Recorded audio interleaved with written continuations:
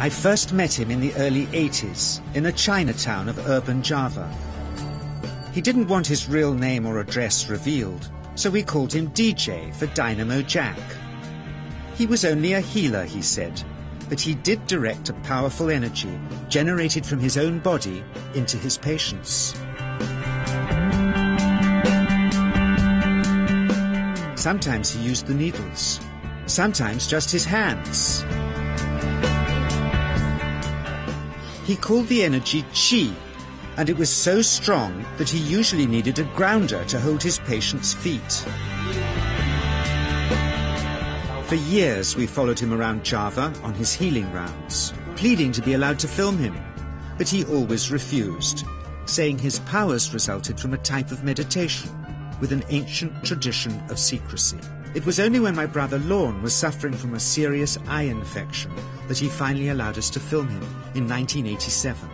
It was nothing like any acupuncture I'd ever had. I was getting really powerful electric shocks and couldn't control my movements at all. Yin yang, positive and negative, you know. And my positive from here and my negative from here. And we meet together, this can get like electricity. And is this because you're special? You have a special sort of it's meditation every day. It's meditation that does it? Meditation every day.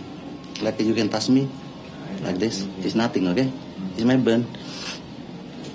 Just like this. For our sound recordist, it was also a shocker.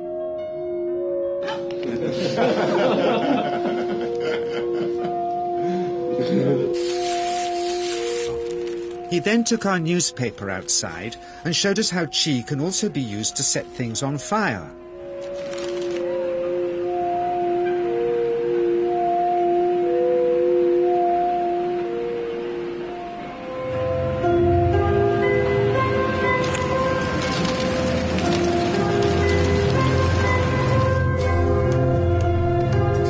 When he heard we'd shown this footage in public, he was very upset and refused all our future efforts to contact him again. As the years passed, we sadly resigned ourselves to never seeing him again. My brother Lorne never did, for by 1997 he was already dead, when I again found myself with DJ, now treating me for an eye problem. But it wasn't this that brought me back. He had tracked me down out of the blue and invited me to tell me a story. He'd just returned from 2 years on a deep meditational journey, alone in the heart of Borneo.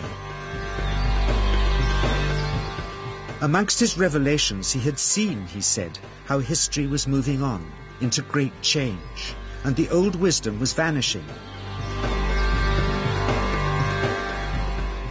So he'd called me back to film just enough of him to remind us that we all have undreamed-of powers sleeping within us, and that there's nothing special about him except for his training in waking them.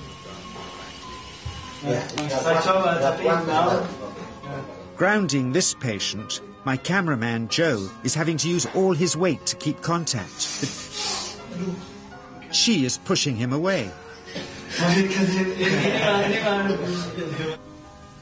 He seems able to control the amplitude of this Qi, like a dimmer switch, and it causes uncontrollable responses in the patients and their grounders.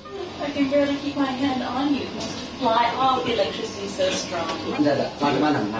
This mother unwittingly grounds her child. He won't sit still, so she's asked to hold him and grin and bear it.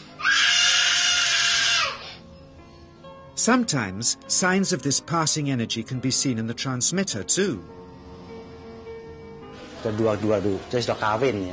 Qi stuff is only the surface, he says, of the real adventure beneath, in the meditational technique, which at one time, when he taught it, dozens of his students were trying to master. At private testing sessions, they'd be asked to show their progress by, in this case, trying to push brittle plastic chopsticks through a hard wooden bench. Some of them